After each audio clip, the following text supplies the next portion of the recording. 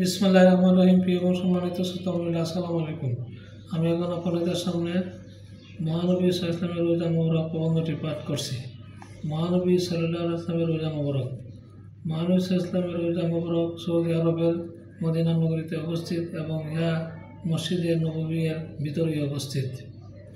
তিনি মদিনায় তাহার স্ত্রী আয়েশা রাদিয়াল্লাহু আনহার ইন্তেকালের পর সেখানেই তাহাকে দাফন করা হয় এবং পরবর্তীতে মসজিদে নববীর সম্প্রসারণের সময় ইহা মসজিদের অংশ হিসাবে অন্তর্ভুক্ত হয়। বিশ্বের মুসলমানরা হজ ও উমরা পালন করিতে গিয়ে মদিনা শহরে যান এবং তাহার রোজা মুবারক জিয়ারত করেন, যাহা তাহাদের নিকট অত্যন্ত পবিত্র একটি স্থান। হজ ও উমরা পালনকারীদের মদিনা শহরে আসার একমাত্র উদ্দেশ্য হইল মহানবী সাল্লাল্লাহু আলাইহি ওয়াসাল্লামের রোজা মুবারক জিয়ারত করা, পবিত্র রোজা সালাম পেশ করা।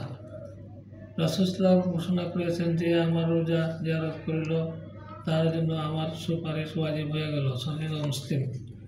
রাসূল সাল্লাল্লাহু আলাইহি ওয়াসাল্লাম আরও বলেন, যে হজ করিল কিন্তু আমার রোজা জিয়ারত করিল না, সে আমার প্রতি জুলুম করিল। তিরমিজি। এই কারণে হজ পালনের পূর্বে কিংবা পরে হাজিগণ মদিনা শরীফ আসেন। মদিনায় অবস্থানকালে হাজিদের প্রথম এবং প্রধান কর্তব্য হইতেছে মসজিদে নববীতে হাজিরা দেওয়া এবং সেখানে দৈনিক 5 ওয়াক্ত নামাজ আদায় করা।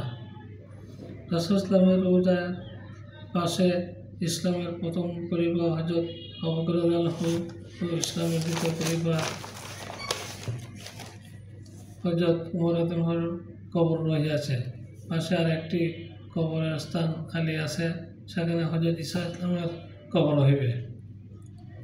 মসজিদে নববীতে প্রবেশের অনেকগুলি দরজা রয়েছে।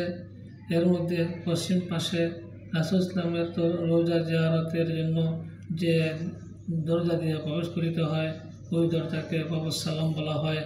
বাবুস সালাম দিয়া প্রবেশ করিয়া রাসূল ইসলামের রোজায় সালাম শেষে বাবুল বাকি দিয়া বাইর হইতে হয়। মহানবী সাল্লাল্লাহু আলাইহি ওয়াসাল্লামের রোজা শরীফ এবং এর হইতে পশ্চিম দিকে রাসূল সাল্লাল্লাহু আলাইহি ওয়াসাল্লামের মিম্বর পর্যন্ত স্বল্প পরিসরের স্থানটিকে রিয়াদুল জান্নাত বা বেহেশতের বাগিচা বলা হয়।